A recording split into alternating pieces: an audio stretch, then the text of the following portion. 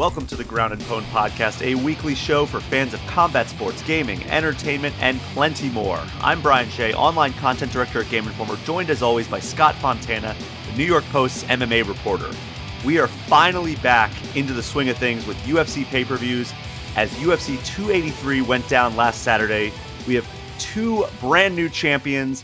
But Scott, before we dive into their performances, I want to know, what was your biggest takeaway from this night of fights? My biggest takeaway from the night of fights is that, first off, and I wrote a column about this for the New York Post, is that the UFC really just does not care about who wears their belt. But someone is now wearing it again in the light heavyweight division. That is Jamal Hill. He is absolutely a fantastic martial artist who I've pretty much always had the belief he was going to be a champion one day from like the moment I started watching him in the UFC. Mm-hmm. There was something special about his, what he brought to the table, even as a young, prospect in the sport. And he's only gotten better and delivered more and showed more dimension, and even learned from his biggest setback, the loss to Paul Craig a few years ago. So for him to get to this point isn't necessarily surprising. I don't think it's a fluke in the sense that he's not a talented fighter, but realistically, he's a bottom 10 jumping up to face the number one contender, the number two, probably light heavyweight in the world.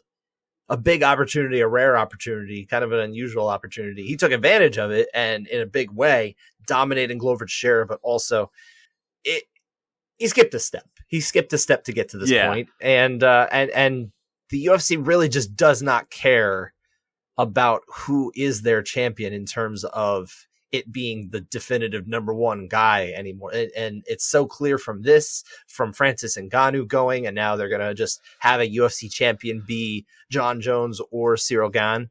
And they don't really care that it's the best guy in the world. It's just someone who can represent them as the best, and they don't care. And that's something I unfortunately take away. It's very cynical, unfortunately, but that is where I'm at. Well, that's exactly what we saw the last time the light heavyweight belt was up for grabs, when it was Jan Blachowicz versus Magomed Ankalaev. They could have very easily done Glover Teixeira versus Jan Blachowicz too for that belt, but they wanted Ankalaev in there. And then when that fight ended up not crowning a new champion, they were like, well, we need two more people to fight. Within minutes, they had a championship fight. Now, Dana will tell you every time he gets up on that stage after these events, he's like, I don't know, we need to have our meeting on Wednesday, me and Sean, Mick. Mick and Sean Shelby. And we all need to sit down. We need to talk about these things. I don't imagine there was much conversation. Seems like he had him on speed dial by the fourth round and was figuring this out already. So it all feeds into the same idea that it's just, as long as there's someone wearing a belt, we're good. It's just it's a very weird thing when like the entire tagline, the unofficial tagline of the UFC has been, it's where the best fight the best. Yeah, that had been the idea, right? And of course, Jamal Hill, incredible fighter. Glover Teixeira, former champion, legend, now former fighter. But he's obviously worthy of fighting for the belt. Jamal Hill clearly is skillful enough to fight for the belt. But I think that it was almost like one of those situations where he just was, if he had one more marquee win under his belt, this would have made people feel a lot better about the situation of him coming into this fight as a worthy contender. I mean, yes, but also, again, it's really like we're saying here, the first attempt to have a champion last month that didn't work out, that spoke volumes to the idea that it's just someone needs that belt, hell or high water, doesn't matter, just somebody. We need a body, and we'll figure the rest out later. As long as we've got a body with the belt, we'll figure it out. And it's the idea of these belts meaning anything. Not that they ever truly did. They're not sanctioned titles. It's a promotional title. It's really just a prize for that night for being the best fighter on that particular night. Yeah, that was what they said in court, right? Yeah, that's exactly it. It's their legal stance on it. So and it's not really wrong either, because again, they needed two guys, and one of them needed to be the champion at the end, and it didn't work out last month, but now they got two new guys and they got a champion at the end, so they're happy. But at the very least, I think they did get to a result that's almost better for business in the sense that they will now have, ultimately, you would think, as long as Jamal Hill doesn't sit sidelined waiting for this to happen, him against Yuri Prohashka is absolutely a fantastic fight. It's going to, I feel like this is going to be an electric type of fight, like fight of the year level entertainment as well. And it's really been a long time since we expected that out of the light heavyweight championship picture. So that's actually a pretty big win. Well, the thing about Yuri Prohashka is he brings fight of the year potential every time he steps into that octagon. He's very much a light heavyweight Justin Gaethje in that regard, where it's like, okay, this has the potential to be one of the greatest, most entertaining fights we've ever seen in our lives. Like, I still think back to that Dominic Reyes fight as just like one of the top 5 fights I've ever watched live, because it's just chaos embodied. It's an insane fight. Absolutely. And again, so was the fight with Glover. I thought that was even better. Like, that's, for me, Glover Teixeira against Yuri Prohashka it really is one of the most fun times I ever had just watching a fight, like, ever.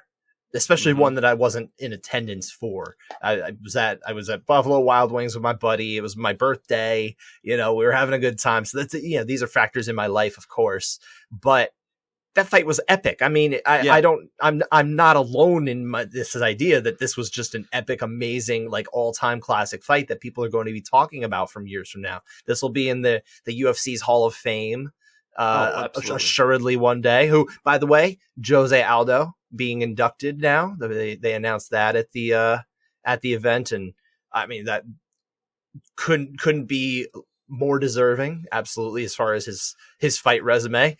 Weird timing otherwise. Been some weird stuff in Jose Aldo's life. The King of Rio and the former president of Brazil hanging out in the Minion's bedroom or whatever the heck was going on in Orlando. That and also apparently stealing money from... Oh, yes, him and his Jose Aldo and his wife apparently allegedly stealing funds meant for...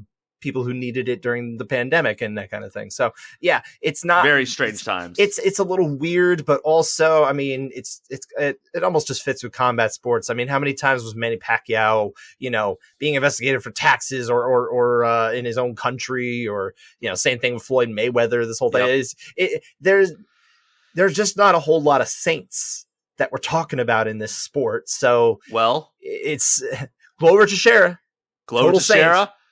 and Brandon Moreno. Let's face it.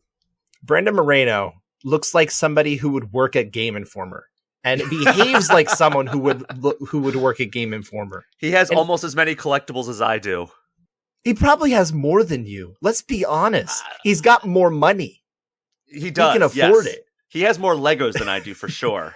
But he's got a lot of Funko Pops. He's got all this stuff. That's just in one room. You don't know what the rest of his house is.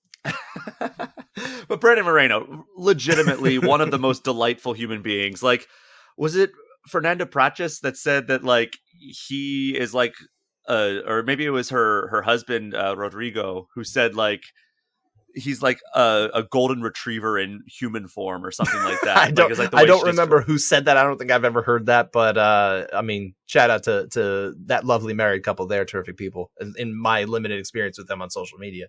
But again, that's the perfect description. He really is like a golden retriever puppy in human form. Like, he's such like but then, like, of course, he's got that dog in him. The wild thing about Brandon Moreno, and of course he looked terrific in his victory over Deiveson Figueiredo on Saturday night. But the wild thing for me is that when I watched him on The Ultimate Fighter years ago, because he was on that season with the flyweights and everything, I was not impressed. I really was not impressed. I did not see any sort of real championship level, even top contender level game from him. And I mean, the UFC at one point did let him go, in between there. So I think it does speak to, he does have that dog in him. He worked hard, and he worked to be better, and he always shows up. That, I think, is the difference between him and Deiveson Figueiredo. Figueiredo, I absolutely, I'm going to take this with me. I don't care who won this trilogy. It was indeed, or quadrilogy. tetralogy, Tetralogy. whichever one you want. Apparently you can interchange them. Whoever won this series of fights, I maintain that Deiveson Figueiredo was the better fighter. I can't shake that. Having said that, you see what he you also see. was the much less consistent fighter, because there were times where he just no-showed, whether it was a round, whether it was the whole fight, especially in that second fight. He kind of no-showed this one too in a lot of ways. He was there. He had a good, I thought he had a decent second round, to be honest. That guillotine attack was pretty good. I know you didn't get to you didn't get to watch this fight, right? Unfortunately, unfortunately, I realized very late in the game, after I was already set on, yes, I'm going to go to that movie theater that you had suggested. You were going to go, okay. And then I realized I had a birthday party to attend on Saturday evening, so I did not get to watch especially the pay-per-view portion of the fights. Next time, Gadget, you really got to try it. I hope that you try it next time. This is the both. There's positives and negatives to having a partner who is a social butterfly. There you go. And one of those negatives is Saturday nights are often booked. Well, yeah, that's the way it is, right? But yeah, so he looked really good, I think, at least in that guillotine attack. But that was more or less the only time that we saw Figueiredo really looking alive in that fight. And the fact that Brandon Moreno was just always there. If he lost a round, he was close to Figueiredo. It wasn't always the same way with Figueiredo losing a round to Moreno. So that's why I feel like even though Figueiredo was the better fighter, he's the much less consistent fighter. So really he's the more talented fighter, I feel like, but not the better fighter. That's probably the way I would phrase it. But now he's moving up to bantamweight, blessedly. I like that move. I don't want him at 125 anymore. I didn't really want it for a little while. He's way too big. He'll be a lot healthier at 135 pounds, and I'm curious to see what he could do there. Do I see championship upside up there? I don't know. He is getting a little longer in the tooth. That's what I'm saying, right? But he can do it. I think. I think he could at least compete. He is 35 years old. Yeah, he'll be 36 this year, I think. Going up into a historically deep division right now. In a very young division, actually. So, I think it might be a rougher road for him. He's probably going to get thrown into the fire right away, too. So we'll see if he can sink or swim up there. Who's a good first matchup for him? Are we talking, I know he just got booked, but are we talking a Pedro Munoz? He seems like a pretty solid, all right, he's ranked number 9. He's obviously got a lot of veteran savvy in there. He's a good test for somebody, but are we maybe I think Rob you have to Font? throw him in even the deeper end than that. I really do. I think with someone like Deiveson Figueiredo, a former champion, someone that they were marketing at least to some degree, probably less so than Brandon Moreno. I think the UFC got its preferred champion out of this from a marketing standpoint. But yeah, I think you have to put him even higher. He's outside of the kind of that top quartet, and doesn't even include Henry Cejudo, who's probably getting the next shot, right? So Sean O'Malley's in there, Peter Yan, Merab Dvalishvili, and then I guess Marlon Chito Vera. So we're talking about 6 guys that I don't think he's in the mix to get that as a first fight. Of course, Sandhagen could beat Marlon Vera next month, and that would kind of leapfrog that. So I don't know. I would put him more in the middle. I think maybe even the winner of Rob Font against Adrian Yanez, which is in April, that could make some sense. I like that. I like kind of that scenario maybe. Yeah. Or I don't know if Dominic Cruz would take the fight against Deiveson Figueiredo, but that might be a kind of the range too. Or even Song Yadong. And hey, that's kind of where I'm at. I don't think he should go too much further down. I know Pedro Munoz is kind of right there too, but I feel like that's kind of the range I'm looking.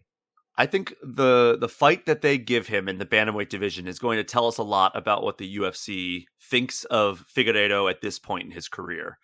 Former champion, obviously, in the division below him. But if he goes up there and they give him somebody like a Ricky Simone or Song Yadong, which obviously both extremely tough fighters, sure, but their style plays a little bit into what Figueiredo is good at, I think that they're okay, this could be he could have one run in him at the bantamweight division. If they give him somebody like Umar Nurmagomedov, I think that they're saying something else about what they think about Figueiredo's long-term prospects in this division. We'll put it this way. If Yanez goes in there and wins, my suggestion here is the winner of Yanez Font. If Yanez goes in there and wins, that's someone who's still on the rise, right? And if they put Figueiredo against Yanez, then I think what they're hoping is there is either some momentum gained off of a victory for Figueiredo, or there's some rub going over to Yanez for getting the victory there. And I think that's the way they would look at it, as more what he can be, what either can be. It's really every matchmaking scenario really at the top, other than putting together a title fight because they need one, or a fight because they need one, or something like that, is more about what can the UFC get out of the result. And they don't always book that way, because I think sometimes they do weird things lately, but more or less that's what they ought to be thinking. And I think there's a lot of things they can do with him, so we'll see. But here's a question I would ask for you, actually, because I do want to ask this on the flyweight division itself. We now no longer have Figueiredo in this mix. He's moving on. We still have Brandon Moreno. And it looks like it's going to be him versus Alexandre Pantoja, as it probably should be. Absolutely. For the next championship fight. But what's the fight that interests you the most of, let's say, someone who's kind of maybe in the next year or so very likely to be a top contender to that flyweight championship? Who would you like to see? And if it sensibly, let's go with it's Brandon Moreno, just for the argument that we know he's the champion now.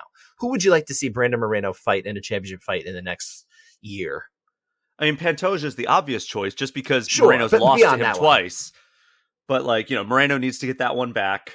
But it's tough looking at the next two on the contenders list, because Kai Kara France and Brandon Royval, both amazing fighters, both have been beaten by Brandon Moreno. But I do think, especially in Royval's case, that there is some.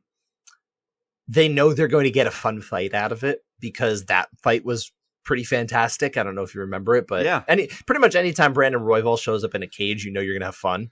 And I think that there's a lot to be gained out of that. Mateus Nicolau is kind of a bigger momentum guy. But then you go a little further down the list, and these are guys that are within striking distance of getting up there. Manel Kape is someone who's a lot of fun too. I think there's some really fun matchups that they can make out of it. The one I want to see just for fun is Brandon Royval, but don't even sleep on maybe a fast track even from Muhammad Makayev.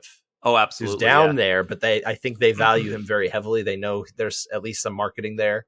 And I mean, really, he's a super prospect at that division. If he gets up to that point, if he's remotely close, you could see him almost skipping the line a little bit.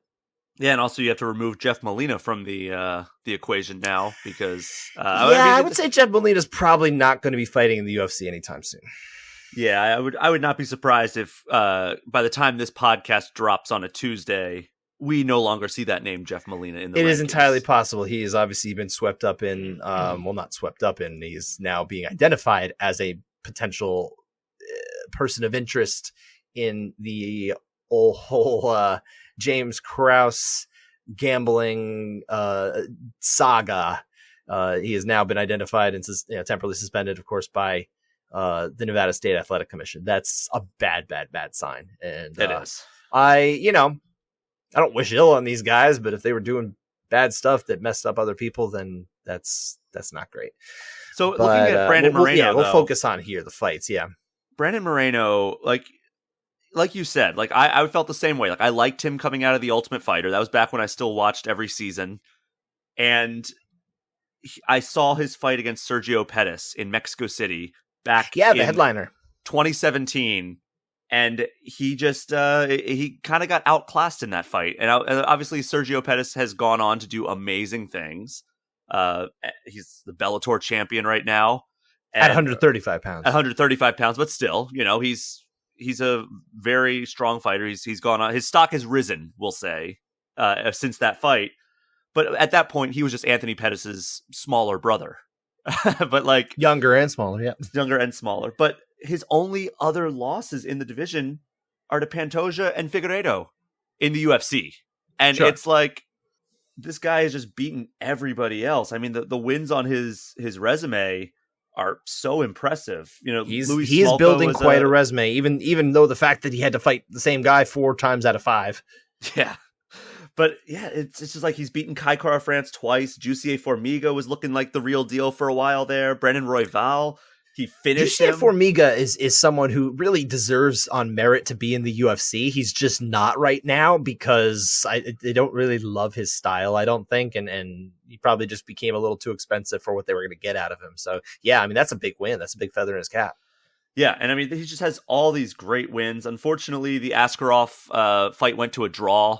So it ended up not being the another marquee name on his resume. But because, Askarov, again, for the longest time was looking like, oh, this guy could be a future champion. And he still very well could be, but like it's maybe you got to make the weight, and it's probably look, his prospects are now limited at this point. The UFC has moved on from him, so his future pretty much lies in ACA over in the Middle East. Yeah, I mean, I wouldn't be surprised if another promotion picked him up, right? There's only so many places that will book flyweight fights, though. That's the thing. There's no Bellator. Yeah. There's no PFL. Maybe we could see him somewhere in like Ryzen or in One or Brave or ACA. Like these are kind of the places that we're talking about, but all of them are more or less Greater Asia. Hey, if there's one promotion that seems like they have some loosey goosey rules when it comes to weight, it might be One. They and don't forget too, their flyweight division is technically 135 pounds. It works a little differently there. So he probably would be a size appropriate opponent for someone like Mighty Mouse Johnson, and I think that would be an interesting crossover too, to have someone who was recently, especially more recently than Mighty Mouse, successful in the UFC fighting against Mighty Mouse again, just to kind of see where the bar is for Mighty Mouse, who I mean, it's going to sound disrespectful to Brandon Moreno, but I still feel like if Mighty Mouse Johnson walked into the UFC and challenged him for the title, that he would probably win the belt. Well, they'd need to give him more than 23 and 23 to bring him back. Yeah, I think so. God, what a shitty thing. Yeah. Obviously, you're referencing this week that Mighty Mouse was talking about his paydays, his pay for some of his early championship fights and opportunities and things like that. My understanding is he was maybe a little bit off about which fights he was earning that for, because there are disclosed pay figures that I think he was just like one fight off for. So he wasn't not necessarily making that money, but I think it was for different fights than he was remembering while he was doing a live stream. I can understand that. Yeah. Nonetheless, I mean, it doesn't change the fact that he should have been making more money. I don't know how you don't promote that guy well. Like, he's just one of the like most friendly guys, one of the most well-spoken fighters I've ever interacted with. And, just greatness personified in the octagon. I kind of think that this series between Moreno and Figueiredo is really what made Moreno be special. Now, part of it is that he's the first Mexican UFC champion, and that, of course, comes with its own adulation in his home country. But also, they're not the same personalities, but they're both kind of known for these kind of more like offbeat UFC personalities. They're both come across as a little nicer guys. They're more into like geek culture type of things. They resonate with like a different personality than the alpha, I love Andrew Tate kind of BS. So it's, I don't know that the UFC always knows how to market those type of guys, but by virtue of being in this fascinating quartet of fights, I think on its own, it kind of just made Brandon Moreno feel a little more important. And Mighty Mouse Johnson never had a foil. Like, he lost to Henry Cejudo, and then we never saw him again. And that fight was pretty questionable about where the decision went. And it was close. It was a close fight. It could have gone either way is really all I mean by that. But there wasn't a whole lot of fighters that really pushed Mighty Mouse. It was really just like, how is Mighty Mouse going to impressively win this time? But also, he didn't have that, like, I'm going to go in and smash this opponent kind of air to him that I think a lot of people are looking for when they're looking for a dominant guy like that. He would go in and he would just be the most technical guy in the world, which is itself amazing, but is probably less appreciated by, let's say, the casual audience that is required to kind of put him over the hump. And I don't think the UFC knows how to market otherwise. That's really where I'm at. He also had a highlight that we should be seeing way, way more of, which is the mighty whizbar over Ray Borg. When I talk about I was doing a Q&A series last year. I'm still going to do some Q&A for the New York Post, but maybe a little less frequently. I've got some other plans this year for how we want to do our coverage, but one of the questions I was asking for a while was, what is your favorite technique in combat sports, or what's the coolest technique in combat sports? And, a lot of them would say, I really love, a good double leg, or, something like that. Or maybe I love like spinning attacks and things. But the one that I heard pretty frequently was the Mighty Whiz Bar. That move that you're talking about, the one where he jumps from into the arm bar straight from the, it's basically a takedown into an armbar. It's wild, a flying armbar. Like we haven't seen it anymore since then. I don't think we will, because it's really just one of the most unique things you could really pull off.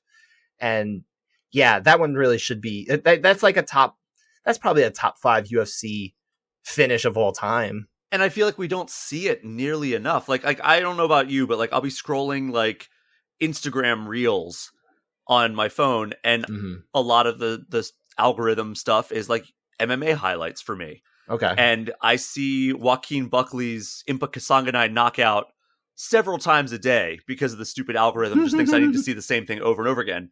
I can't remember if it's ever shown me the Mighty Whiz Bar. Oh, the part of that is at very least the idea that we're moving forward right now. Obviously that knockout even in itself is not as new, but also look, the UFC isn't as interested in promoting the past. It doesn't help them. But it's not even UFC accounts. It's just MMA like highlight accounts that that'll pop up on my thing. But think about it, fewer people saw it.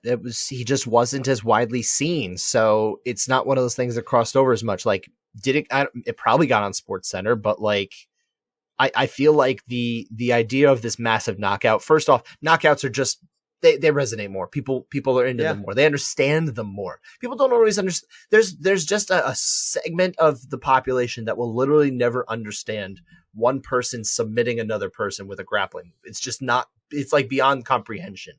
But everyone understands. Man, this dude hit this dude, and this dude's out. It just makes sense. Like it's very lizard brain. But like having him like pick the guy up, picking Ray Borg up, transitioning to a submission mid-air, like that's just insane to me. And you're not wrong. But I would say that like all this stuff with like not being able to promote Mighty Mouse, and I know we're getting way off topic here, but I'm bringing us back a little bit here. I was originally going to say like, oh, maybe like the UFC, this is why they always have heavyweights at like the top of the card for seemingly no reason aside from their big guys who hit hard. And I was going to say, like, maybe it's just like little guys that they don't know how to promote. And then it's like, oh, wait, no, they fumbled the easiest promotional person of all time since Conor McGregor in Francis Ngannou. How do you fumble promoting that guy as badly as the UFC did? They promoted the heck out of him, actually. I'm going to counter that, but I think you'll understand why. Remember when he first fought Stipe Miocic, the very first time, not the second one? They made him the big, like, you didn't even know Stipe was fighting practically. It was all about Francis. All they did was want everyone to know about Francis Ngannou, his story, his power, what he brought to the table. It could not have been more clear to them, to everyone, who the UFC wanted to win. And it makes sense. I mean, it totally makes sense. He's number one, a younger guy. He hits like a freaking truck. He's the one who's going to make the highlight reels. And he's also probably, at this point, at the very least, his asking price was a lot lower. Things change in 5-6 years, right? No, things changed the next night, because remember, as soon as Stipe beat him in that first fight, the UFC and Dana White could not talk more shit about Francis Ngannou. They were like, oh, he's got mental problems. He's weak mentally. And like, I don't know what's going on with him. And then it happened again when like Derek Lewis and Francis had that stinker of a fight. And then, you know what? It took him 6 knockouts in order to get back to the title. And then he finished Stipe, and like, they're like, yeah, he's our champion. But like they never gave him like the full marketing push the way they did after he knocked out Alistair. I would say if they got the result they desired out of the Ngannou-Lewis fight, which really was anyone knocking someone out, and it not just being one of the worst fights the UFC has ever put on pay-per-view, if it had just been roughly what they were looking for, I think you would have seen him get back to that championship opportunity much sooner. It actually, I think, worked out better for him that he had to work a little harder to get to that championship again. gave him more time to round out his game, get a little more improved, because he's still so new to the sport at that point. Now he's had plenty of years under his belt. I think he's in like what we would probably consider to be those prime fighting years where he is still has this athleticism, but he's also got the experience is meeting that too. He's in that middle ground where like the sweet spot where he should be like untouchable if he is the best, right? And it's unfortunate first that we're not getting as many fights with Francis Ngannou in this scenario, but I do think the UFC at least tried with him for a little while. Also, to your point about Dana kind of trashing him and that kind of thing, Dana was, especially at that point, like about 5 years ago, he was in this mode where he was just trashing fighters who did not perform publicly. And it was a very bad look. And I thought it was bad business too, because it really wasn't doing the UFC much of a service to actually de-promote their champions, their top fighters and all these things. I mean, Amanda Nunes, they were doing the same thing. Several of these fighters. You haven't seen as much of that with Dana in recent years. And I think maybe there's probably been a realization that maybe that's not the best tact. I don't know. That's just kind of my 2 cents on observing the situation. So I wonder if he like looked at like his business card and it's like, president of the UFC / promoter. And he's like, oh, I'm supposed to promote these guys, not shit talk them. This is not the most introspective man. I don't think so. It's just I think it's the CME, because we reference them every episode, where one of them I think has a saying. It's like, nobody talks more shit about UFC fighters than the president of the UFC. Yeah, and again, I think that was true of a time. I think it's less so now. I do think, because and even, I mean, despite everything that's going on, it's not like Dana went out there and trashed Francis Ngannou. I mean, he did it a little more subtly now with the kind of, he doesn't want, he wants an easier road and that kind of thing. The typical tried and true Dana White undermining, but the exact same thing he said about Nate Diaz, right? Yeah, I mean, it's the same. I mean, you saw the Google image, or maybe you're not on Twitter anymore. Somebody had Googled, Dana White fighter doesn't want the fight, whatever it was. And it was just like a whole list of fighters that Dana White has said this about. And it was just Google result, like 2 pages worth of Google results. And what was that? I think Cyborg's account ended up sharing that as well. I say Cyborg's account because people run her account, and I think she occasionally chimes in, but it's very managed. But yeah, it is a running joke. It's been a running joke for a long time, and I think people are finally catching up to it and really calling out in a way that they weren't before. Because now it's starting to look even more ridiculous. But yeah, I do want to I want to steer this all the way back to UFC 283. We've gone way off topic here. Yes. I know you didn't watch the fights, but we got to talk about the fights anyway. Everyone else did. They weren't at a party, birthday parties. Hey, I see Gilbert Burns won. Gilbert Burns. Yeah. And I would say of all the non-title fight winners or non-title fight combatants from the evening, he was the most impressive.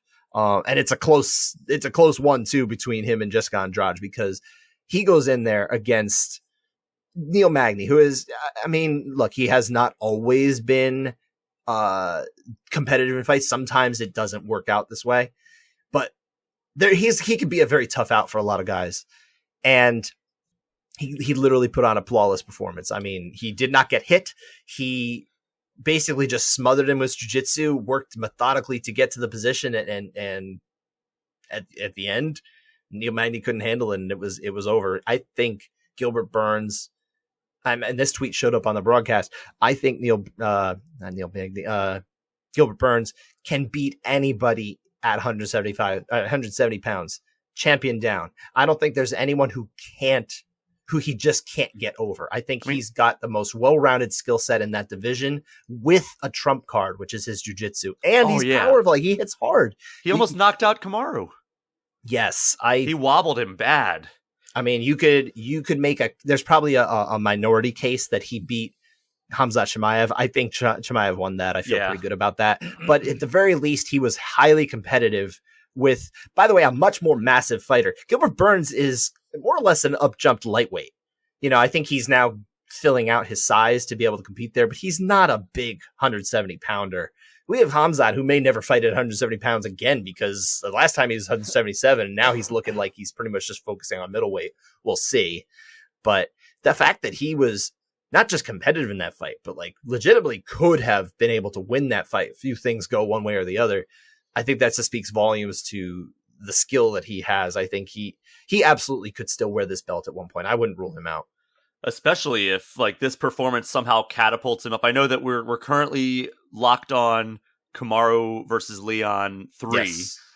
but Kamaru's coming off a hand injury here. There's a chance he gets closer to this fight and says, you know what, I can't go.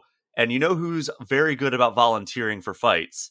That is Gilbert Burns. Yes, he is. Now that he's at 170, because I talked to him about this too within the last couple of years. It was one thing he couldn't do before when he was 155 pounds. It was such a hard thing for him to get down there. Now he can do that. And it really has opened doors for him. And you know, the UFC loves people to be available. That's why I don't understand why a lot of these fighters will fight at their absolute lowest possible weight. It's like, you know that your opportunities are sometimes just, you got to make the weight. So at least just fight up. And every time we see so many fighters who move up in weight and they perform better. He's a big example. Dustin Poirier, you know, I would even say Conor McGregor actually really works there too, because as amazing as he was in his run at featherweight, he looked even better when he fought Eddie Alvarez, who was the champion at that point. And look, he stepped away, he got distracted, he did all these other things. Look, victory defeated him in the very much the Bane in the Dark Knight Rises way. He got cozy after winning and everything was different after that. But I do think that one night at Madison Square Garden with Conor McGregor, I was in the house for that one. He really was the best fighter on the planet just in that one moment. Yeah. 100%. I mean, that I remember my dad and I went to the Buffalo Wild Wings by my house to watch that fight. Mm-hmm. And, you know, that was an amazing card. And we got to the end and I was talking up like, oh yeah, you know, Eddie Alvarez is just such like a amazing fighter. He's been the lightweight champion now. I thought he'd win. This is going to be such a tough fight for Conor McGregor. He's going up in weight. And then, you know, Conor just dismantled Eddie Alvarez. And I remember looking at my dad and he's like, I thought that fight was going to be a lot closer. It's like, that was almost disappointing how one-sided that was. I was telling friends, I'm like, I do think Eddie Alvarez is going to win. I was very down on Conor, to be perfectly honest. I probably did not give him the respect that he deserved at that point in his career, because I didn't love his path. I thought he had a charmed path to the championship too at featherweight, and then obviously got to skip the line right away up to the championship at lightweight. So I don't love that. I'm very much a meritocracy guy in this sport, and when the meritocracy doesn't work, I get a little resentful. That's the way my brain kind of works. That's why I'm a little down on the Jamal Hill thing, even though, again, I think he's fantastic. You know, I really do. But at the same time, you can't discount the Chad Mendes and Jose Aldo victories. Like those are I mean, Jose Aldo, obviously the GOAT of that division, and Chad Mendes, a very, very good fighter that should theoretically play into Conor McGregor's weaknesses. I can discount them. Okay, fair enough. And here's how. Number one, Chad Mendes. Chad Mendes is winning that fight up until the point he completely fades. And he fades way quicker than had previously been the case with Chad Mendes. I'm pretty sure if he was able to drag that fight longer, if he had more time to get ready, if he had just paced himself a little bit better, I think you get that into the, you know, round 3, round 4 situation. We have a different Conor McGregor. Basically, there's a whole different story to Conor McGregor and combat sports in the modern times. It's a whole different world if that happens. That's number one. Number two, Jose Aldo. When he beats Jose Aldo, it's 100% legit. But did it prove he was better than Jose Aldo, or did it prove that he caught him with that one punch in 10 seconds? Oh, 100%. If that happens that way 1 out of 1,000 times. Yes. And that's why I'm very bitter about that fight in general too, because we should have had a rematch. I get why Conor doesn't do it. He has nothing to gain from it really, other than shutting up people like me. But there weren't that many people like me saying that. There still aren't. So it didn't really matter. He did what he was supposed to do, which was to move on, do something else. And he was tired of cutting the weight. I don't blame him. Yeah, he looked like a skeleton. I do wish that we had that Frankie Edgar fight. At this point now, hindsight being what it is, I'm not sure Frankie wins that, but I would have liked to have seen, and I think Frankie deserved the opportunity to, and the fact that it didn't happen. I remember Frankie getting up there after Conor beats Mendes, and he goes up there and he's like congratulating him. I think it was Mendes. Maybe it was Aldo. He's congratulating him like right near the cage and everything like that. And it seems like it's like a setting it up like, hey man, that's a great job. Let's fight. And it just never happened. And I was a little disappointed by that. Speaking of people going up in weight here. Yes. We just talked about Figueiredo is going up to bantamweight. We just spent this whole thing of McGregor going up to lightweight. Khamzat came into the discussion, who might be going up to middleweight next. What would you think about new champ versus new champ? Alex Pereira versus Jamal Hill. That would be a fun fight. This has been proposed. Yeah, a lot of people are thinking about this fight. Oh, yeah. I thought I was being clever by looking at... I'm not on Twitter anymore, so I don't get to see all that You're chatter. Missing out on this stuff. Yeah, I mean, it's clever, but it's also... It's been out there, I'm afraid, my friend. Also, there's people are sharing the videos of Jamal Hill's over there, like shaking hands with the team. Alex Pereira is there too. Alex Pereira is bigger than Jamal Hill. He's physically bigger, and that's a really impressive thing to say because Jamal Hill's not a small man. But man, there's it's almost like a look of like, it really is more of just a good job. And I think people are kind of making it be a different thing, but also there's this, Alex Pereira brings this intense look with him wherever he goes. And it almost looks like he's always sizing up another human for how to kill them with his hands and feet and knees and elbows. It's so funny you say that because both, Pereira was in attendance at the fights. Yes. Amanda Ribas was in attendance at the fights. You saw this photo, yeah. And Alex Pereira is the one smiling, and Amanda Ribas, who is always the happiest person in the room, is mean mugging it. It is such a funny reversal. I don't know if they did that on purpose or if that was that's just the way that it came out. But I am almost positive it was done on purpose. At some point, someone shared that on Twitter. It was from, I think, Instagram, right? Yeah, I forget exactly where it originated, but yeah, someone had shared that and Amanda Ribas found it and she retweets it and goes, plot twist. So she is very, I think very she knew fun. what she was doing. She's fun, and I think probably Alex Pereira has a lot more fun than people realize. I mean, you're not on Twitter anymore, but every video or every picture you see is just him living his best life, and he's at carnivals playing whack-a-mole and doing all this stuff. And I think someone like him he had a rough road in life. He really did. He did not. My understanding is he didn't grow up in abject poverty, but he was not. He was not living in any sort of wealthy situation. He became an alcoholic in his teens. Oh, he didn't even find combat sports or kickboxing until I think it was either his late teens or even early 20s. I can't remember, but I mean, his story is pretty remarkable. And the fact that he was able to achieve what he has, especially walking the path that he has, it's really impressive. We're way off topic at this point, but yeah, I mean, to get back to your idea, I think it would be fun. I don't want it right now. There are too many other things that I think, especially for 205, that I really want taken care of. I really want the Jamal Hill fight against Yuri Prochazka, and I don't want that to get messed up. I think I would like to see that unification fight happen now because I just think it's going to be a fun fight too. So I don't know when it's going to happen. Yuri is of course dealing with a shoulder injury, but did you see what Yuri, the video that he shared Saturday night? He is coming. I am coming. And it is almost like a jump scare. He's way hilarious. That he does. He's so quirky. You saw the duality of Yuri Prochazka's personality in that, where it's just kind of the Zen master. I'm coming. I am coming. He's fun, but yeah. The question I would have for you though is, and this was a question I would like to see what you think. Do you want Jamal Hill to wait for Prochazka, or do you want him to defend in between? Obviously, part of that is, can Prochazka return this year? Let's say he's returning this year. Do you want him, even if it's December, do you want a fight in the middle? Because I actually don't. I'm okay waiting. I would want it only if it's Pereira. Because okay, so you'd only want the super fight. Here's the thing. I'm thinking about just purely on what fight would be the most fun. And I think Pereira versus Hill is a banger. And even if Pereira wins, I think Pereira versus Prochazka is an absolute banger as well. Oh, I love it too. But I also think Prochazka probably gets styled on because he's just too wild. Yeah, but in the moments that I think it's just a fun ass fight. I don't disagree.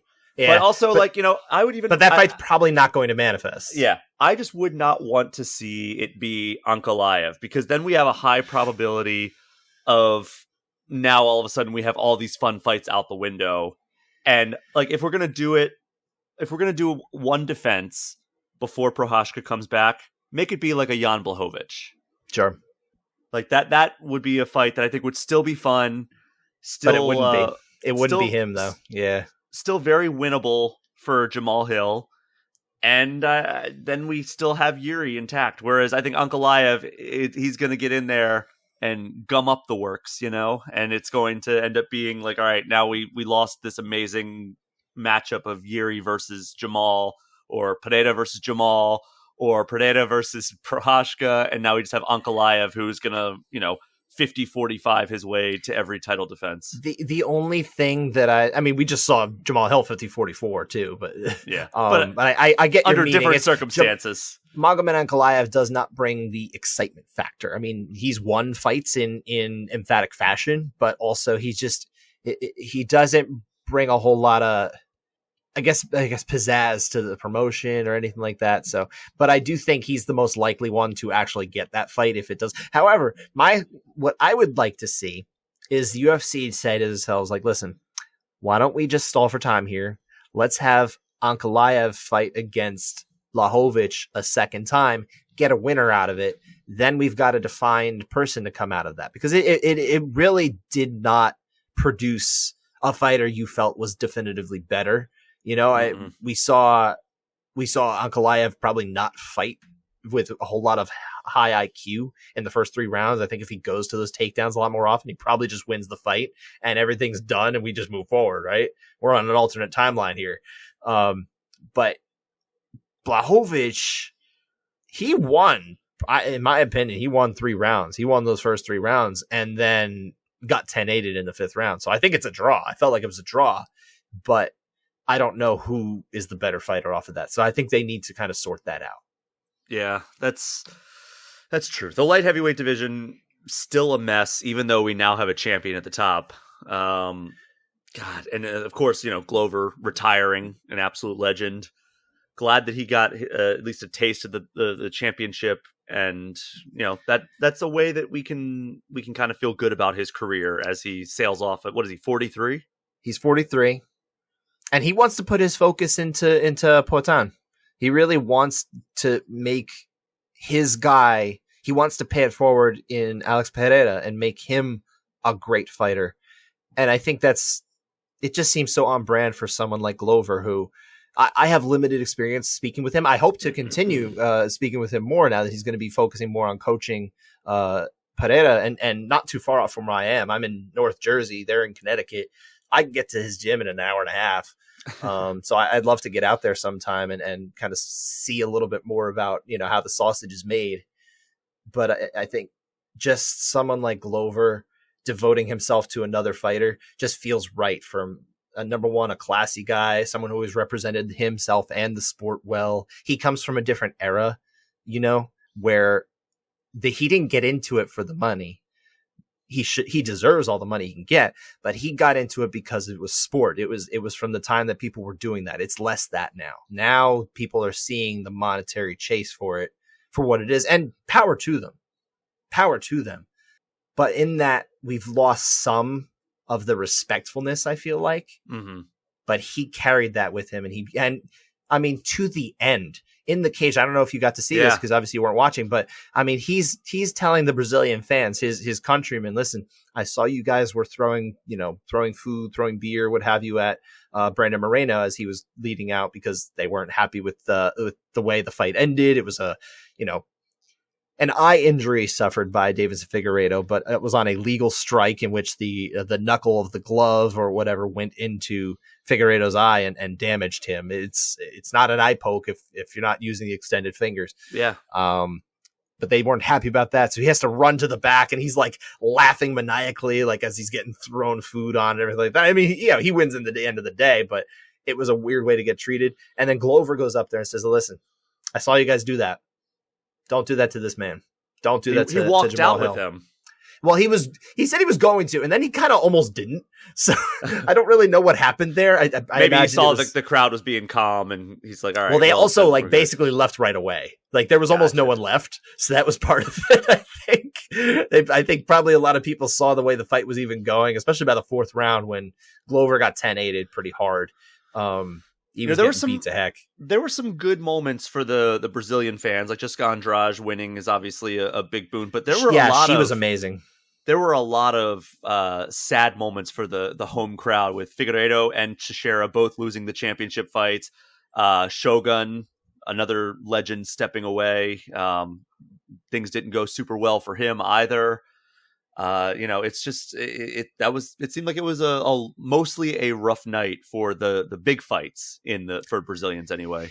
Yeah, I mean, again, I think Gilbert Burns and Jessica Andrade, they're big fights, and Johnny Walker got his win too. I don't know if you got to see that highlight, by the way, Johnny Walker. Yeah, the hammer fist while Craig. He's arm punching Paul Craig unconscious. That is wild. While his leg is lifted up in the air. Yeah. You know how hard it is to generate power anyway, and to do it without your hips is amazing. So that was impressive. Obviously, Shogun, it was a really disappointing and honestly not too unexpected way for him to go out. They had a lot of good results here. It wasn't. They just didn't have it at the top. It was those top two fights didn't work out, and Shogun. So I would say probably those are the three most high profile ones. They lost those. Everything else they pretty much won. Marley Armas didn't win, and Luan Lacerda, I believe Luan Lacerda is Brazilian as well. But more or less, it was the Brazilians kind of went out. Oh, and they had a Brazilian against Brazilian, Bruno Ferreira, beating RoboCop, Gregory Rodriguez. But, I mean, you get a win either way. I mean, the biggest... for me, it was an upset. I know it was closer on the betting lines, but Terrence McKinney getting brutally knocked out by Ismael Bonfim. I slept on Ismael Bonfim, and then Bonfim slept Terrence McKinney. So that's your clubhouse leader for knockout of the year, the flying knee straight to the jaw with the mouthpiece out, by the way. Terrence McKinney's mouthpiece had fallen out just before that. But just key to that. I was watching that. I was like, uh-oh, that's not good. No, I didn't think the flying knee was coming, but Jesus. McKinney, I still am very, very high on him, but like that was, I am too, but it's a big setback for him, to be honest. And he did not, it's not like the fight was competitive to that point either. Bonfim was definitively better, bell to bell, or pillar to post or what have you, right? And also he's not the only Bonfim who got the win. His brother Gabriel got the quick guillotine win over Munir Lazez, who I think he's a terrific striker too. 49 seconds, yeah. Really incredible. There were 10 finishes on this card, which is great because there were 15 fights. So they kind of needed a lot of action to happen to keep it from feeling like a drag. This never felt like a drag, despite being, I think it tied the most fights on a card before. 15, I believe, is the max. Yikes. And it kind of snuck up on me too. I didn't realize that we had all these fights. I think they expect one or two to drop out, and this just didn't happen here. So yeah, it was a good night of fights. Started at 5:30 Eastern time. That was wild because the pay-per-view doesn't start till 10. So there were 4.5 hours of fights before the paid portion. Very crazy, but it was a good card on the whole. I'm impressed with a lot of these guys. I had a good time, and it made you, at least for a little while, forget about the crappiness that the UFC's been kind of, and the MMA world's been dealing with. We've had deaths, we've had alleged murders, we've had the president of the UFC slapping his wife on camera and facing absolutely no punitive measures beyond his label, which he now carries with him for the rest of his days. And what a absolutely punishment. A punishment. It's a super punishment. Yeah. What was who were the fighters that were like, oh man, I wish I just had to carry the label of the UFC fighter that smoked pot and didn't have to face any other consequences. Basically any like former UFC fighter was able to kind of find a way to spin it that way. And a lot of people, I mean, deservedly so. It was a really horrible, stupid thing to say. But I just, and I know we didn't really touch on it that much last week when like this was kind of like fresh, but like the idea of I'm too rich, you can't hurt me, there shouldn't be any consequences as a result. That is just total bullshit. And it just drives me insane that people just like, oh, okay, that's a good point. It's not even that he needs to be punished. I think what what we're missing from this whole scenario, and again, I don't want to go deep into this because I don't want to forget it. I'm actually glad this continues to be brought up, and I hope that we do not forget this story and that it continues to be part of the narrative for perpetuity, really, because that's his punishment, right? That's his punishment, to be labeled that way. But I do want to be able to get over to the gaming side soon, because we're going to keep this maybe a little tighter show.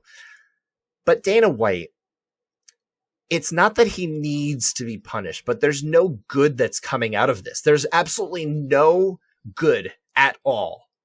You know, no one can feel good about this. I mean, even the UFC loses because, I mean, their stupid power slap thing probably was, in some ways, I think it was hurt, but in some ways, I think it actually raised awareness for the thing, which was really kind of a weird BS scenario out of it. Nobody watched it. It doesn't matter. So, and it's probably the last time I'm going to mention those words on this show, the P and the S word in that order. But it would be great if Dana could say, hey, rather than what's my punishment, you could say, how can I help? Why not just say, how can I help? Yeah. You know, and someone could suggest, hey, why don't you give money to a battered women's shelter, you know, to support something somewhere. And I know it's the idea of throwing money at something is very callous and jaded and that kind of thing. But number one, it's probably the only thing Dana White understands is money at this point.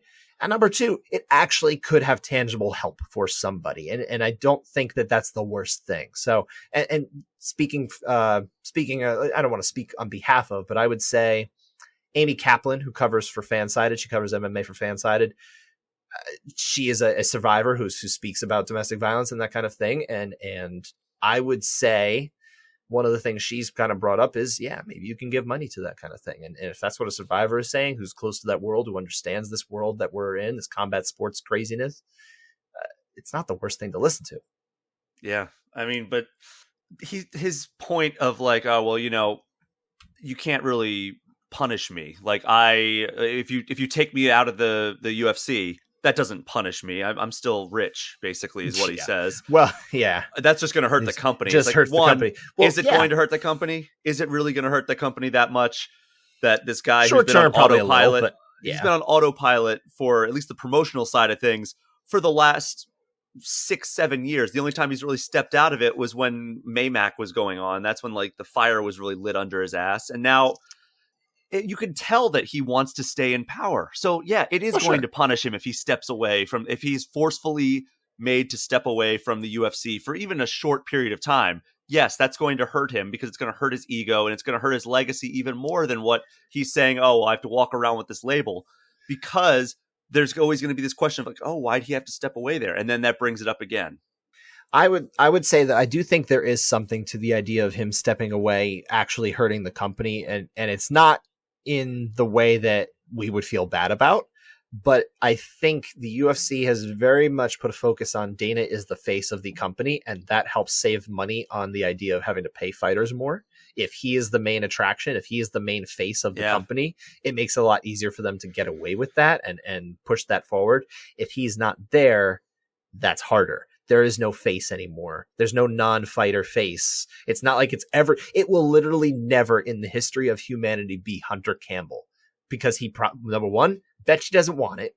And number two, no one resonates like Dana. Dana is, you can say what you want about it. You don't have to like him, but like he has a singular personality and the likes of which we haven't seen.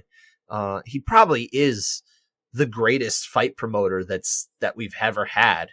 In terms of his ability to talk something up out of nothing, because this company was in the tubes for a while.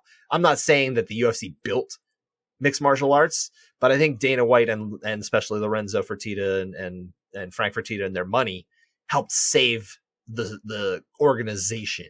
Well, yeah. So we can't deny that, but late 90s, I think early it does 2000s. hurt them. I think it hurts them in short term, but yeah, I think ultimately, I don't care. First off, it's fine. I think if that's what it is, that's what it is.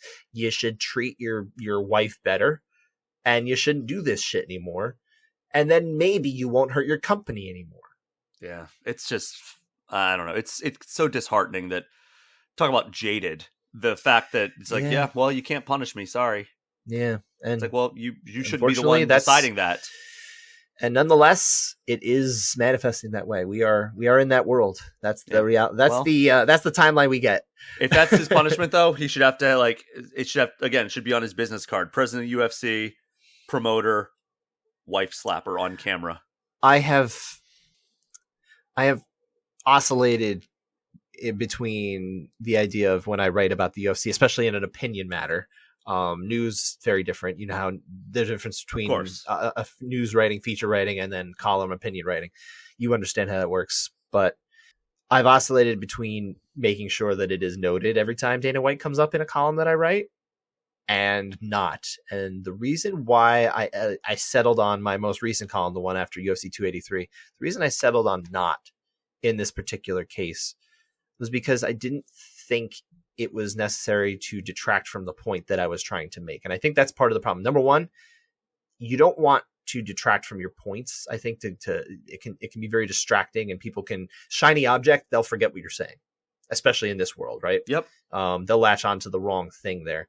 Number two, if I'm to write, in this case, it was not necessarily a positive column, but if I'm writing something glowing about, let's say next month, Alexander Volkanovski goes in there and he just looks like a world beater, and he beats Islam Makhachev to win that second championship. If we want to put the focus on Alex going in there and saying Dana White, who slapped his wife earlier this year, like out of nowhere, it's like, where the fuck did that come from? And it's a tough thing. I'm still trying to sort through how I can make sure that we don't forget this story, and without being, I don't know if I would be petty to put it out there. I think it's just calling a spade, but I think the idea that I'm kind of settling into is that we can still write about this throughout the year and the way it's affected business, but maybe it doesn't always have a place every single time you bring up the name. Yeah. Yeah. It's a tough thing. It's a very tough thing. I don't know where I'm at. Maybe I'm wrong here. If you're listening to this show and you think, hey, Scott, that's not the right way. That's not the right take. I'm open to hearing your thoughts. I'm struggling myself. Yeah, there's a lot of situations like that. I know a lot of outlets are struggling with that with the upcoming Hogwarts Legacy video game. Yeah. With, obviously she's not on the development team, but she created that universe. J.K. Rowling has said some very, very anti-trans community comments. And, it's a difficult balance you have to take. It's like, these developers obviously work very hard. There's a lot of people that still love that universe, regardless of the creator's comments. There are so many people who just love Harry Potter and truly find what she stands for now in terms of anti-trans repugnant. Yeah, and I think the duality of that, it's something you can't just leave those people behind. They do still care about this property. It meant something to them. It still does. It is unfortunate though, but yeah, to your point, continue. I mean, I'm just saying, like, there's some parallels to be drawn there where it's like, we want to cover that game, but also there's some acknowledgement that has to be made that, the creator who's almost certainly going to make money from this game, regardless of if she was involved directly with it, she's had some pretty awful things to say. And continues to. And like when there was actually somebody who asked her on Twitter, I believe, what do you say when these people talk about how they're not going to buy your Harry Potter stuff anymore, or they're not going to support your creations anymore because of your comments? And she said something like, well, I'll just laugh as I'm on my way to the bank to cash my check or something like that. And it's like, all right, well, that was really just rubbing your nose in it at that point. Yeah. Well, you can't take it with you. That's what I always think about money is you just can't take it with you. What is she going to do with that money one day? Does it? I don't know. I don't think she has children, right? I'm not sure. I'm not even a Harry Potter fan, regardless. I'm not a Harry Potter fan, to be honest, either. But who's she going to leave it to? Where does it go? I don't know. It doesn't. But yeah, I was just drawing the parallel that a lot of gaming outlets also have some considerations in that regard of how they acknowledge that while also giving the game a fair shake as critics. Well, I'm going to use this as an opportunity to move us away from fighting and onto the gaming side before we wrap up here, because I want to have some maybe a little lighter conversation about the gaming now. I think we've gotten some of the heavier stuff about fighting, but also the fun stuff about fighting out of the way. I know you were busy at a party, But hopefully you found some time in the last week to play some games. What are you playing? Yeah, so I reviewed a game. So I finished Sports Story last week, and I think we talked about it a little bit on this show, where it's kind of a broken mess, kind of a just poorly designed mess, and just not a very good game, unfortunately. And it was a follow-up to a terrific game that came out in 2017 called Golf Story. I had high hopes for Sports Story, but it was just too ambitious for its own good. The developers couldn't pull it off, and that's that. I then jumped immediately into another review game called Little Gator Game. And this is a cute little indie title. It only takes about 4 or 5 hours to get through. Okay, nice breezy play. But it's very much like Zelda inspired. And it's like basically a little kid, like a bunch of anthropomorphic animals on this island. And like you play a little gator, as the name implies. And you're going around basically live action role playing your favorite video game, which is something that's very obviously inspired by the Zelda franchise. Sure. So you're going around, you have all your friends like giving you quests, and you're taking on enemies, but the enemies are just made of cardboard. They can't hit you back or anything. So you're going around, you have a sword, you have a shield that's like a trash can lid, and you're slashing the cardboard enemies up, collecting the kind of the scraps that they drop so you can craft other stuff that you want. And your friends are giving you quests, and then eventually you're like, you know what, I really miss playing with my big sister. And your big sister's home from college, and you have all these like flashbacks to times that you were playing with her. And like it's very much this story of, have you ever seen that tweet where it's like, one day you went out with your friends to play and it was the last time, but none of you knew it was the last time? No, but I mean, I get the concept, sure. Of like, yeah, like, you know, it's like almost especially like, as a parent, they say the same thing about like, you never know when the last time is that you're going to pick up your kid. Yeah. Or like as far as lift them up, you know, or even something else like, you know, I'm going to this restaurant, and then like, you know, 3 weeks later, the restaurant closes and you're like, oh man, I wish I would have known that was the last time I was going to that restaurant. Like, it's almost like that, where it's like, you don't know, like, and so he has this thing where it's like, all right, he's trying to get his sister to play, but she's like so involved in her coursework, even though she's home from college, she's still doing homework. And he's like, you know what, I'm going to hatch this master plan of getting her to put down her coursework and join me for one more play. So like, he's going around the island, recruiting his friends to join this like big like play session. They're going to renovate the playground to look like this fantasy village. And so you're going around completing these quests for these kids on the island, and the master plan or the end goal is to convince your sister to join you in your game. And it's just it's a really wholesome and fun and sentimental game with, you know, fun exploration. It sounds sweet, yeah. Like a very sweet story, and it only took like 4 or 5 hours to get through. And I very much enjoyed that. I gave that an 8.5 out of 10. Okay. Very fun game. I mean, there's not a lot to it outside of like the exploration and the sweet story. There's some fun stuff that you can do, but like mostly it's carried by the weight of like, hey, it's fun to get around, and it's fun or it's a kind of a sentimental story. So that's one thing that I've been playing. And then the other thing I was playing is I don't know if I talked about this before, but you know, Tears of the Kingdom comes out this year, correct? Yes. We hope. Oh, you talked about this last week. Okay. You were talking about the Zelda games that you had not played. Yeah. I'd not played Majora's Mask, which is the follow-up to my second favorite game of all time. So I've been playing that, and I'm glad that I'm using a guide. Let me tell you that, because as much as I love Ocarina of Time, and it has some abstract stuff in that, Majora's Mask is like, there are so many times when I've gone to something where it's like, because I'm using a guide because one, I want to like get the best mask at the end. I don't know if you've played Majora's Mask, but there is this mask called the Fierce Deity Link Mask. I played it, but not in depth. I played it like as a rental from Blockbuster back in the day, and I probably played like, I'm going to ballpark 2-3 hours. Okay. That's the extent that I had played of it prior to this playthrough. And the Fierce Deity Link Mask basically makes you a god. And sounds like, right. But it's the last mask that you acquire. You have to go through and do all the side quests and everything to get it. And I hear it's just one of the coolest, most powerful experiences you can ever have in a Zelda game. So I'm like, you know what? If I'm going to play this game, I'm going to play through it once. I'm probably never going to play it again. I'm going to do it this way, and I'm going to get all the other masks. I'm going to build my collection. I've been doing that. I'm through the first temple. Okay. And there's 4 temples from what I understand. maybe 5 if there's like a final one. I don't know, but like there's take your word for it. I don't remember.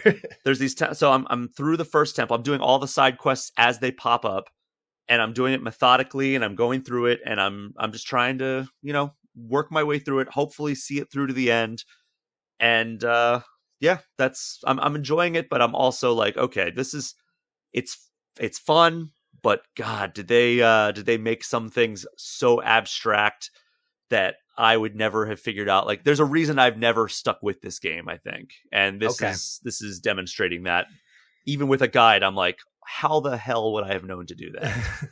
Well, it was also from a different time, right? Like, first off, people were buying Brady Games guides back in the day, or Prima Games or whatever, Prima guides, that kind of thing. You'd go to Barnes and Noble and you could buy your guidebook to the video game, and game FAQs hadn't even been like a super major thing at this point. It was probably around the time it was starting to be a bigger deal. Shout out to Game FAQs for all the help that they provided me over the years. But for sure, yeah, that was a big deal. It's hard playing a game from the late 90s, several consoles ago at this point. It can be very tough. But Majora's Mask is notoriously obtuse with a lot of its like quests and everything. I get you. So it's not just like, I'm like an outdated gamer who hasn't flexed that muscle that was required in the late 90s too much. I could still probably figure out most things in Ocarina of Time if I was dropped into it today. Majora's Mask is just next level in terms of like that gotcha type of quest. Yeah, design. I don't know that I'll ever play Majora's Mask at this point. Like I kind of. Sometimes I get nostalgia for some of those, 90s games that I missed, but are considered classics. And I'm like, I should go back and play them. And then usually when I do try to do that, I'm like, I get why I can't do this anymore. It's tough. Well, what have you been playing? Sir, you're going to be proud of me. I have been playing only Forza Horizon 5. Nice. You liking it? So I do like it. Absolutely, I do. It's very good. I guess... There's not really. I don't think there's necessarily a caveat here or a negative or anything like that. I guess for me, I was expecting a little more focus on, I guess, street racing in general, and didn't understand that it was a much more broadly available types of races, and that's why as I texted you earlier in the week, it reminded me of, and maybe we should have this conversation. It reminded me of The Crew 2, which is a game that I spent a lot of time with online with my cousin. We played a lot of co-op of this game. And in that game, you can drive boats, you can drive motorcycles, you can drive monster trucks, you can drive anything. And there's so many different things to do. And that was what particularly reminded me of The Crew 2, was the fact that, and granted, Forza Horizon doesn't have boats, it doesn't have planes, it doesn't have any of that stuff. It's focused specifically on 4 wheels, or 3 in the case of a couple cars. I have one of those, but yeah, it's focused on the driving elements, right? And it's still diverse enough. There's some, there's street racing, like we said. There's kind of those cross country races. There's circuit races. It gives you some different type of things than, in my mind. I'm thinking, when I think of like racing games like that are more like street level and that kind of thing, I'm thinking of Midnight Club Dub Edition, which is my favorite racing game of all time. And it wasn't that. And that's on me to build different expectations. That's okay. So it was just a different experience, but that's how kind of it reminded me of The Crew 2, I guess, in that sense. So now have at it. Why am I wrong to bring The Crew 2 invoking that game in terms of Horizon 3 or Horizon 5? I just think The Crew 2's world design is so lackluster, and their event designs are also pretty lackluster when compared to something like Forza Horizon 5. Sure. I think Forza Horizon 5 does something that most games in general don't do, not even just like racing games, like where it just puts you out in the world after you get through the tutorial, which, by the way, the tutorial is also very fun. But once you get out into the world, it just mostly gets out of your way and lets you have a good time the way you want to have it. And I think that a lot of racing games, a lot of other games in general could learn a lot from that. And just from the word go, Forza Horizon 5 is just relentlessly fun. Yeah, and I will say I've been playing this largely in front of my children who love vehicles, and I mean the fact that this game is absolutely playable in front of young children, because there's really I would say the most inappropriate for a child moment that we have in the game is there's a series of races that I guess you're kind of going against a rival driving club, right? Born Fast? Oh God, trying to remember. It's been a year nonetheless, and a half. there was a club that you're kind of going against, right, in this little series of races, and there's a little bit of trash talk, but it really is like absolutely not offensive, and that's as close as it gets. Like, you could play if you as a 6-year-old boy or girl said, I'm good enough, I can play this game, you could play it and you wouldn't go to school and say anything inappropriate. That's what I kind of appreciated about the game. I could play it in front of my kids, and they were having a blast watching me play. They liked watching me do barn finds, find all the vehicles that are in the barns. I've got one more of those to find still. I've completed all of the excursions in the game, so I've reached the Hall of Fame, which is, I guess, quote unquote, beating the game. Although there's so much to do. I don't know how much. You put in some good amount of time into this game. No, I did. I probably played a good 20-ish hours of the game. Nice. Again, when I can play a game in front of my children, I can go through it a lot quicker. If it's God of War Ragnarok, I am not playing that for my kids because I try to be a little. Yeah, I use more discretion with what I play in front of my children. They're giving your kids nightmares if you do that. Not only that, I mean, they're just averse to violence anyway. Like, I've tried to show them episodes of Batman the Animated Series. Oh, which wow. I watched at their age, or at least at my oldest son's age. Yeah. And they're not into bad guys. They're not into conflict like that. They just don't like conflict. They're sweet little boys. I have sweet little boys. They'd like Little Gator Game. They probably would love Little Gator Game. I can almost guarantee they would. Yeah. So I'm looking at Forza Horizon 5's ESRB rating. Okay. It is rated everyone, which, Yes. a lot of games get the E10 not even plus E10, these days. yeah. The only things that it says are like inappropriate are users interact and there are in-game purchases. Yes, and I will say, anytime I play a game that has loot box or roulette style elements to the unlockables, I really hate exposing my kids to it. Yeah, because it's not a good drug to get addicted to. So I don't love that. But I'm at least aware of it enough that I can try to help manage them as they get older. I mean, they're not touching these things anyway, so it's not as big a deal, but nonetheless, that is the one thing as a parent that I don't know if people who don't have children ever think about, but it's really not something I would like them to get used to. And unfortunately, it probably is a part of the gaming landscape. If you play anything that's connected to anyone else, that's going to be an element of it as well. So. Which, unfortunately, did you see the alleged leaked screenshot of the Suicide Squad game? No.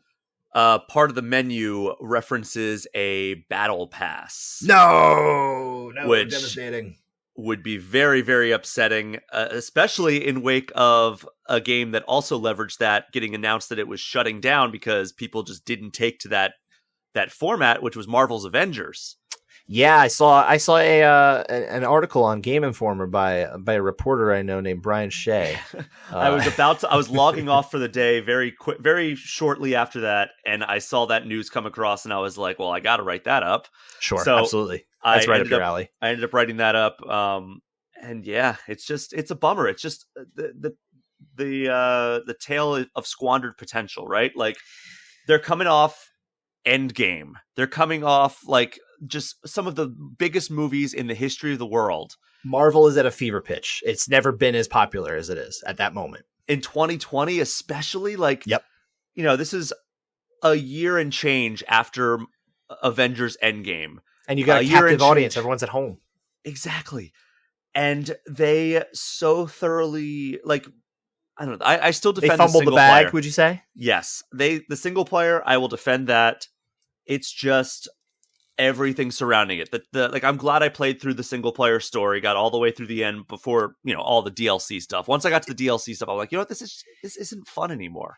Is it worth me playing the story mode of that game at some point? Because I got it free through PlayStation Plus. I'm not saying it's a high priority for me anyway, but like, I'm curious, is it even worth me thinking about?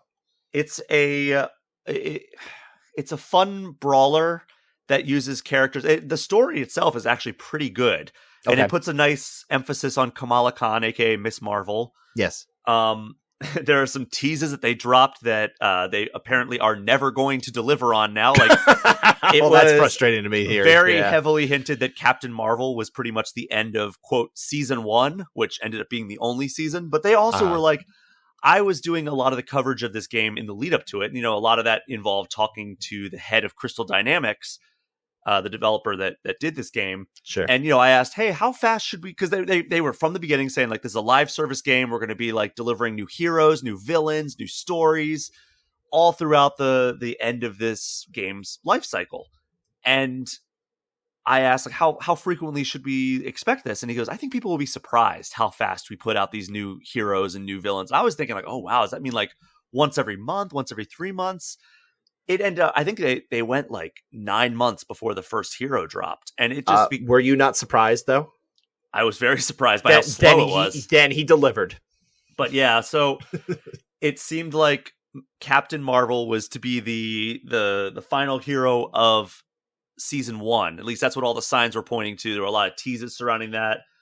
And it just never happened. And they announced that the 2.7 update, which came out on November 30th of last year, that added Winter Soldier and a Cloning Lab Omega level threat, which is just like this little in-game event you can play through. That's the final new content for Marvel's Avengers. And then there's going to be one more final title update that comes on it's version 2.8, arriving on March 31st. So, just over 2 months from when you're listening to this episode. And that's not adding any new content, but it's going to give a balance update and then basically turn off the in-game marketplace. So you can't buy any more currency. The good news about that is that it's almost more appealing. Yeah. Suddenly all of the cosmetic content, which is like costumes, which they put out a lot of costumes because that was what they thought they were going to sell a bunch of. And, I'm sure there were some people that bought them, and a couple whales out there, right? I was tempted to buy one, and it was like the MCU version of the Iron Man suit. And I was like, oh, that does look really cool.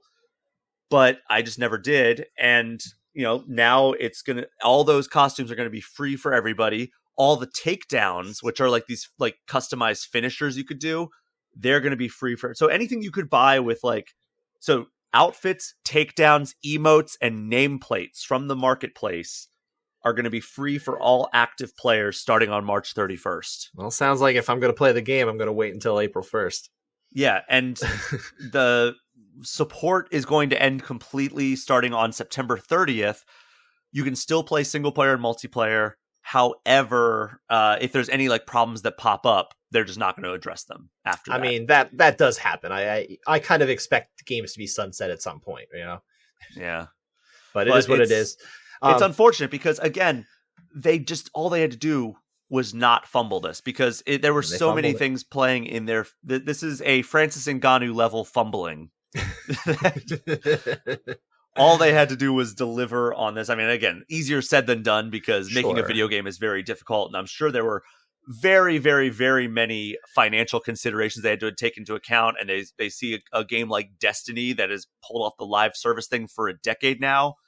And they probably saw that and said, hey, we could do that. And we're going to bring some of the most recognizable pop culture names on the planet. But it's so hard when they put out a character like Spider-Man, right? Arguably the most popular superhero Marvel has. And they put him in the game, PlayStation exclusive. And it's like, all right, well, that's why everybody's going to buy the PlayStation version. And then they finally added him, what was it, a year and a half after the game launched? Maybe slightly around that. And they do that, and guess what? He sucks to play as. It's like you couldn't just learn from how he controls in the Insomniac title. I know they didn't want to do a 1-to-1, they didn't even get the same voice actor, and it's hard to do. There's a lot of reasons why that's not just easier said than done, right? Yeah, but it just felt like crap, and it's hard when you have a good example of how this character controls, and then you have a terrible example of how this character controls, and yeah. It's just squandered potential, and it sucks because I wanted this game to be so good. I've wanted a AAA Avengers game so badly that I've settled for less than stellar games like Marvel's Avengers, like Marvel Ultimate Alliance 3, which again, it's fun for like, oh, all these characters are coming together.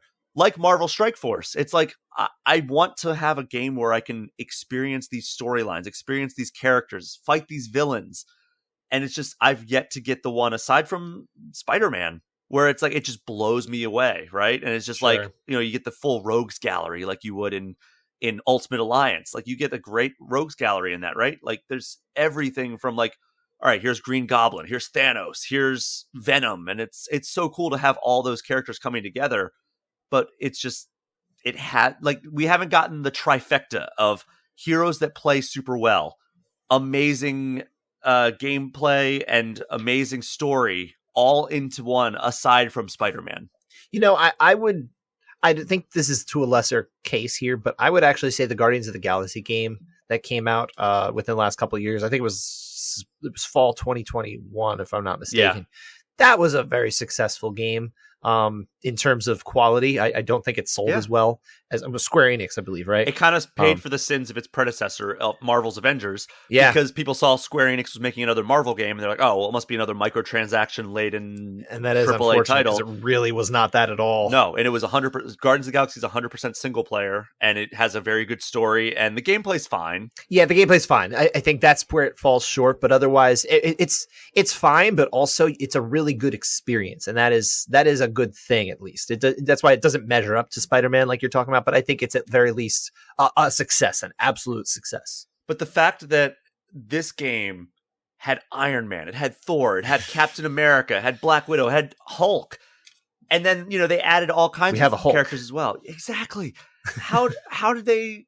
I just don't understand why. Like, I understand why any game is hard to make, but why is an Avengers game so hard to make when you have some of the most popular characters in media history on the cover of the game? It's a fair question. Before we go, though, because I want to give you something a little more positive to spin out on here, and there's pun intended here.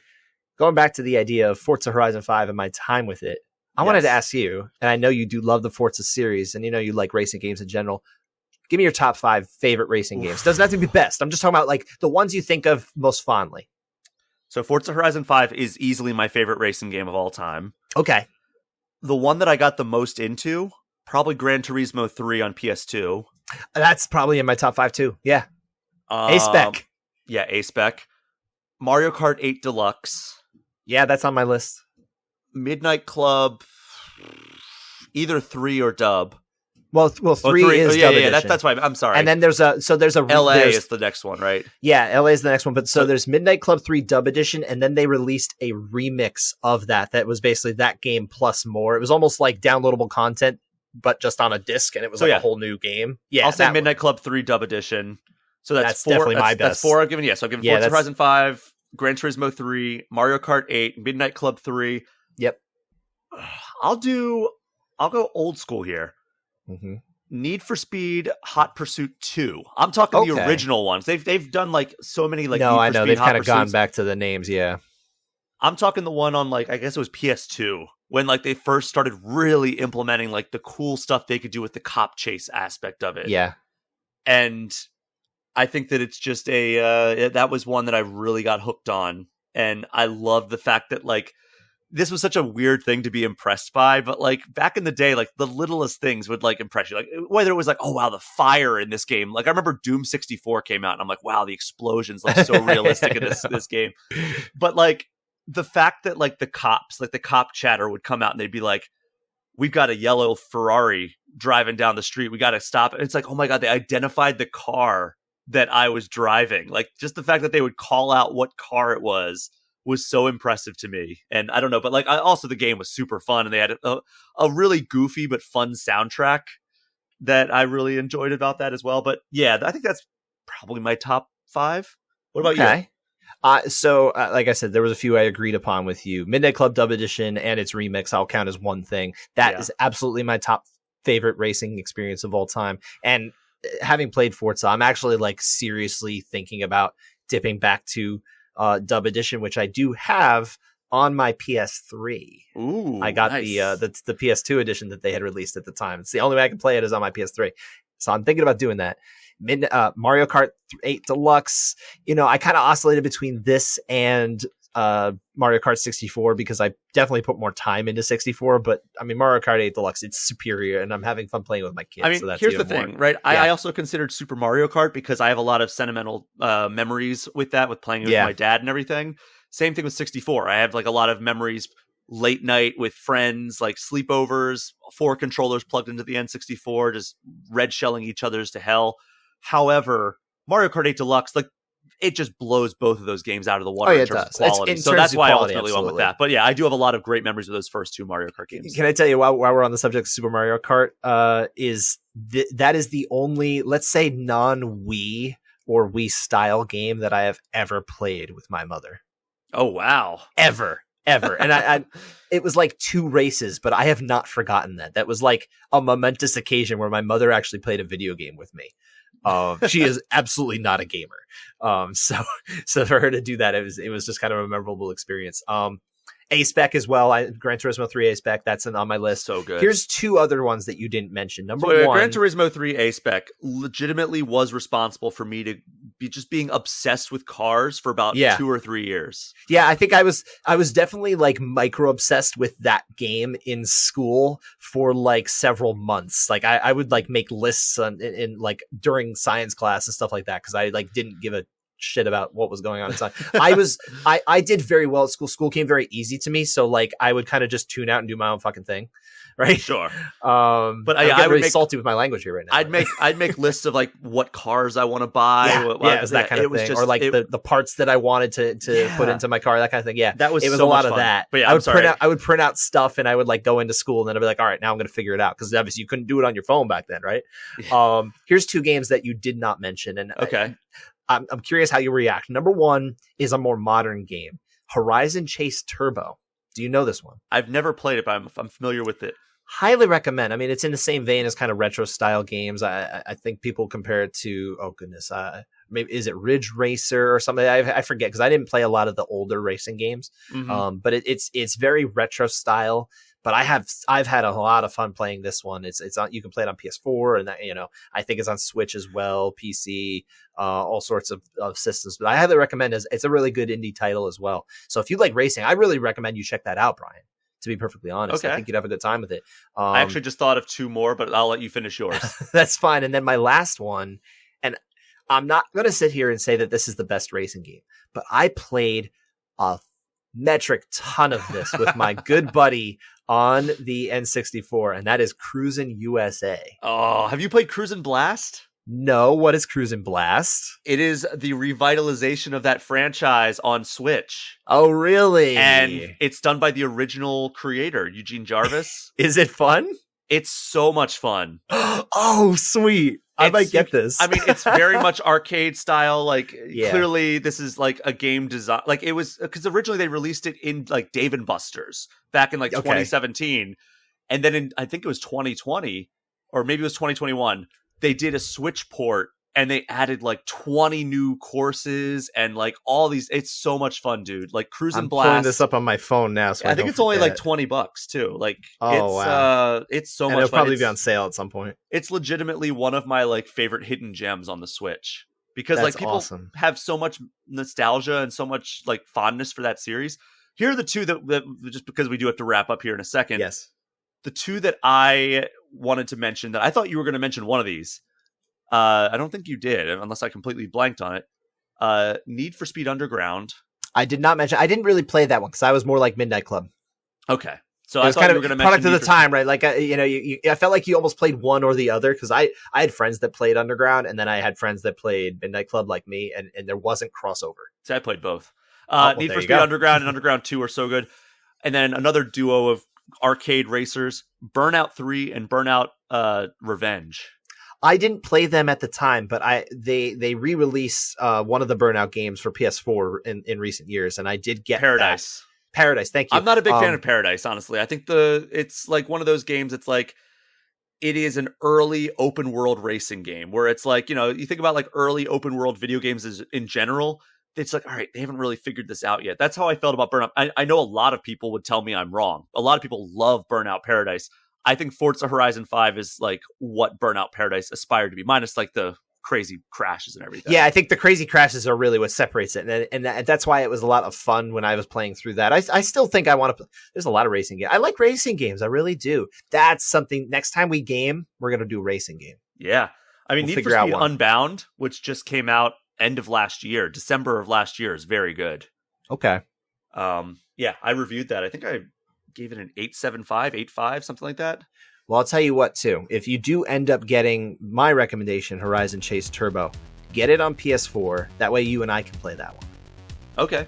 All right, that'll be fun. Yeah, do what you want with your money. It's your money. You figure it out. But I think we got to wrap it up here. This is a much longer show than I think we expected it to be. But if you liked it... Story of our lives. Yeah, it is, right? Make sure you subscribe. Apple, Spotify, YouTube, wherever it is you found us. And while you are at it, would you kindly follow our social handles at Brian P. Shea and at Scott_Fontana on, those social places that you can find us on. And of course, you can always reach us with questions, feedback, topics you'd like to hear about at groundandpwnedpod@gmail.com or at groundandpwned on Twitter. Until next time, enjoy the fights, enjoy the games. We will talk to you next week.